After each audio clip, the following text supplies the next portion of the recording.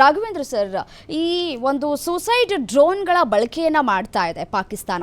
ಇದರಿಂದ ಏನೆಲ್ಲ ಸಮಸ್ಯೆಗಳಾಗಬಹುದು ಅಂತ ಹೇಳಿ, ಮೊದಲಿಗೆ ಸೂಸೈಡ್ ಡ್ರೋನ್ ಅಂತಂದ್ರೆ ಏನು ಅನ್ನೋದನ್ನ ನಮ್ಮ ವೀಕ್ಷಕರಿಗೆ ತಿಳಿಸ್ಕೊಡೋದಾದ್ರೆ. ಅದಕ್ಕಿಂತ ನಮ್ಮ ಏರ್ ಫೋರ್ಸ್ ಇವರಿದ್ದಾರಲ್ಲ, ಅವ್ರ ಡಿಪಾರ್ಟ್ಮೆಂಟ್ ಅದು. ತ್ರಿಲೋಕ್ ಸರ್, ನೀವೇ ಹೇಳಿ. ಈಗ ಸೂಸೈಡ್ ಬಾಂಬರ್ ಏನು ಮಾಡ್ತಾರೆ?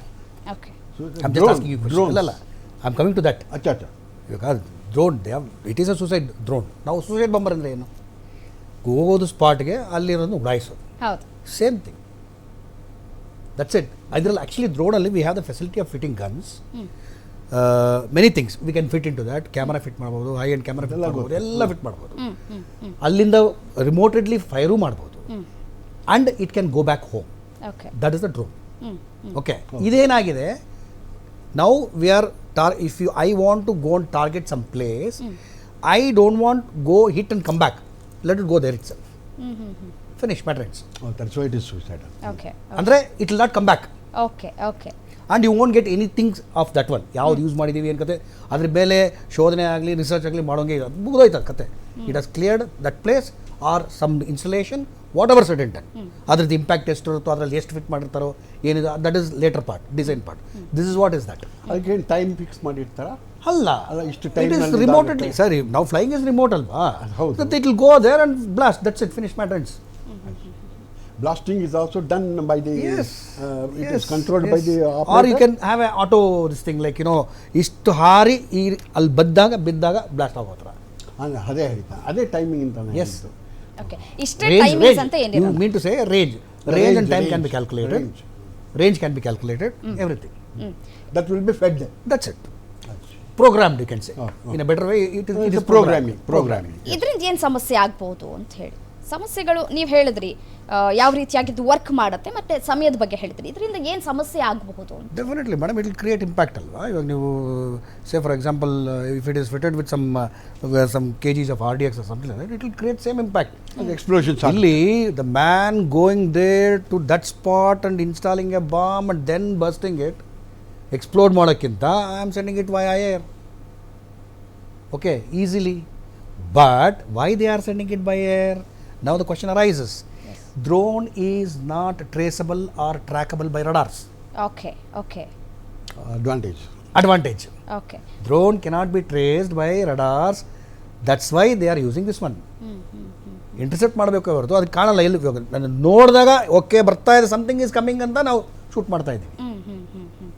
But it is not traceable. ಅದರಿಂದ they are using this kind of, ಹೋಗ್ಲಿ, ಎವ್ರಿಥಿಂಗ್ ಇಸ್ ಸಡನ್ ಡನ್.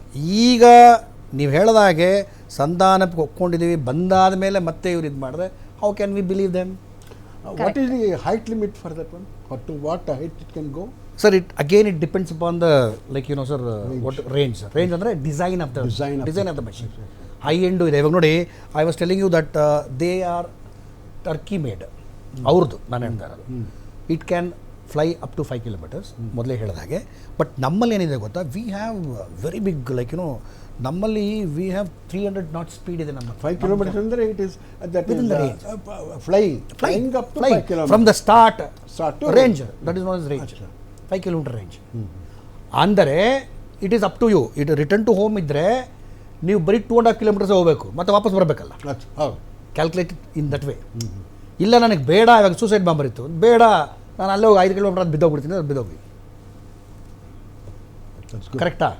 ಇವಾಗ ಮತ್ತೆ ರೀಯೂಸ್ ಮಾಡ್ಬೇಕಂದ್ರೆ it has to come back. ಆ ಫೆಸಿಲಿಟಿನೂ ಇರಬೇಕದು. ಅದು ಅಂದರೆ ನಾವು ಸೂಸೈಡಲ್ ಅಂತ ಹೇಳಿದ್ಮೇಲೆ ಅದು ಅಲ್ಲಿ ಹೋಗ್ತಾ ಇದ್ದಾಗ, ಆ ಟೈಮ್ ಬಂದಾಗ ಅಲ್ಲಿರೋದು ಎಕ್ಸ್ಪ್ಲೋಸಿವ್ಸ್ ಏನಾದ್ರು ಇದ್ದರೆ ಅದನ್ನೆಲ್ಲ ಫುಲ್ಲಾಗಿ ಫೈರ್ ಮಾಡಿಬಿಡುತ್ತೆ ಅದು. ಎಸ್, ಇವಾಗ ನೋಡಿ, ಸೂಸೈಡ್ ಬಾಂಬ್, ಇದು ಸೂಸೈಡ್ ಡ್ರೋನ್ ಯೂಸ್ ಮಾಡ್ತಾ ಇದ್ದಾರೆ ಅಂದರೆ, ಈಗ ಅವ್ರಿಗೆ ಗೊತ್ತು ನಾವು ಅದನ್ನು ಟ್ರ್ಯಾಕ್ ಮಾಡ್ತೀವಿ, ಅದನ್ನು ಟ್ರ್ಯಾಕ್ ಅಂದರೆ ಅದನ್ನ ಕಂಡುಹಿಡಿತೀವಿ, ಅದನ್ನು ಹೊಡಿತೀವಿ ಅಂದ್ಬಿಟ್ಟು. ಇವಾಗ ನಾವು ಹೊಡೆದಾಗ ಅದೇನಾಗುತ್ತೆ, ಬ್ಲಾಸ್ಟ್ ಆಗುತ್ತಾ? It creates more damage. ಇವಾಗ ಜಸ್ಟ್ ಒಂದು ಯಾವುದೋ ಒಂದು ಪೀಸ್ ಡ್ರೋನ್ ಬೀಳೋದು ಬೇರೆ ವಿಷಯ, ಬಾಂಬಾಗಿ ಸ್ಪ್ಲಾಟರ್ಸ್ ಬೀಳೋದು ಬೇರೆ ವಿಷಯ. It makes a lot of difference. ಅದಕ್ಕೆ suicide drone use ಮಾಡ್ತಾರೆ. No, it is blast in air itself. Nothing will happen to the people here. Not here, but if they fly it in the very low limit, say for example, low limit, is say around 500 meters high or whatever it is, then it will create lot of damage to the this thing for us. ಈಗ America ಹೇಳ್ತಾ ಇದೆ sir, ಏನಂತ ಹೇಳ್ತಾ ಇದೆ madam ಏನು ಇಲ್ಲ, ಸಂಧಾನಕ್ಕೆ just ಬನ್ನಿ ಮಿನಿಟ್ ಐ ಇಂಟರಪ್ಟ್. ಈಗ ಒಂದು ಪಟಾಕಿ ತಗೊಳ್ಳೋಣ, Okay. ಇಲ್ಲಿ ನಮ್ಮ ದೀಪಾವಳಿ ಬಂತು. ಹ್ಮ್. ಪಟಾಕಿ ತಗೊಂಡು ನೀವು ಅದನ್ನು ಹಚ್ಬಿಟ್ಟು ನೀವು ಮುಂದ್ಗಡೆ ಬಿಸಾಕ್ತೀವಿ, ನೀವು ಇವಾಗ ಏನು ಮಾಡ್ತೀರಿ? ನೀವು ಹೊಡೆದೇ ಹೋಗ್ಬೇಕು. ಅದು ಹೌದು, ಬ್ಲಾಸ್ಟ್ ಆಗಿ ಆಗತ್ತೆ. ನಮ್ಮ Blast ಹತ್ರ ಏನೋ ಆಗತ್ತೆ. ಅಸ್ತ್ರಗಳಿರಲ್ಲ, ನಾವು ಅದಕ್ಕೆ ರಿಯಾಕ್ಟ್ ಮಾಡೋದಕ್ಕೇನೋ ಆಗಲ್ಲ. ಏನು ಮಾಡೋಕ್ಕಾಗಲ್ವಲ್ಲ. ಇವಾಗ ನಾನು ಅದನ್ನು ಹೊಡೆದ್ರು ಅದು ಡೇಂಜರೇ, ಅದಾಗದು ಹೊಡ್ಕೊಂಡ್ರು ಡೇಂಜರೇ. ಓಕೆ ಓಕೆ, ಅದು ಪಾಯಿಂಟ್. ಸಾರಿ ಟು ಇಂಟರಪ್ಟ್, ಹೇಳಿ. ಇರ್ಲಿ ಇರ್ಲಿ. ಈಗ ಅಮೆರಿಕ ಹೇಳ್ತಾ ಇದೆ, ಶಾಂತಿಯನ್ನ ಬಯಸ್ತಾ ಇದೆ ಅಮೆರಿಕ, ನೀವೆಲ್ಲ ಮಾತುಕತೆಗೆ ಬನ್ನಿ ಅನ್ನುವಂತಹ ಮಾತುಗಳನ್ನು ಆಡ್ತಾ ಇದೆ. ಬಟ್ ಆದರೆ ಈ ರೀತಿಯಾಗಿ ಸುಸೈಡ್ ಡ್ರೋನ್ಗಳು ಬಳಕೆ ಮಾಡುವಂತಹ ಸಂದರ್ಭದಲ್ಲಿ ಹೇಗೆ ಬಿಲೀವ್ ಮಾಡೋದು? ನೀವು ಆಗಲೇ ಹೇಳಿದ್ರಿ, ಟ್ರಸ್ಟ್ ಮಾಡೋದು ಹೇಗೆ ಅನ್ನೋದು ಪ್ರಶ್ನೆ ಬರುತ್ತೆ. ಇನ್ನು ಮುಂದಿನ ನಡೆ ಯಾವ ರೀತಿಯಾಗಿ ಇರಬೇಕು ನಮ್ಮ ಭಾರತದ್ದು ಅಂತ ಹೇಳಿ, ನಮ್ಮ ಸೇನೆ ಏನು ಮಾಡಬೇಕಿದ್ದಕ್ಕೆ ಅಂತ. ಮೇಡಮ್, ಯಾರು ಏನೇ ಹೇಳಲಿ, ನಾವು ಆಗಲೇ ಡಿಸ್ಕಸ್ ಮಾಡ್ತಾ ಇದ್ದೀವಿ ನಿಮ್ಮ ಇನ್ನೊಬ್ಬರು ಕೊಲಿಗೆ ಹತ್ರ. ಹಾಂ, ಇವ್ರನ್ನ ನಂಬಕ್ಕಾಗಲ್ಲ.